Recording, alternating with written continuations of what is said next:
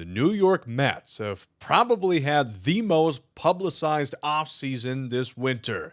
And now, the drama over who's going to play first base is reaching fever pitch. The Mets are reportedly expecting Pete Alonso to sign elsewhere after extension negotiations prior to this offseason were unsuccessful and the two parties still not being on the same page in terms of contract length and money. Remember back in 2023, New York had offered Pete a 7-year, $158 million extension that would have essentially ensured his whole career be played in the blue and orange. But Pete decided to bet on himself, declined the offer, and pursue free agency when he became eligible. And it seems clear that the market for Pete Alonso isn't what he was expecting it to be. Reports state that Alonso and his agent Scott Boras offered the Mets what would be a 3-year deal with multiple opt-outs, and given the recent insight from the Mets camp,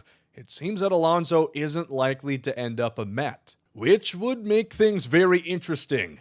Where would Pete sign? Most of the top free agent first basemen are off the board, and most teams that were shopping for 1Bs already got them. The Seattle Mariners and the Pittsburgh Pirates may be two interesting suitors. Two teams that don't normally pop up in big-name free agent talks. Pete seems like a good fit should these teams offer him what he wants, or as a last resort if he can't get what he wants. Pete Alonso is definitely a good player, but it is easy to understand why his market has stalled out. Now 30 years old, Pete is coming off maybe his worst year.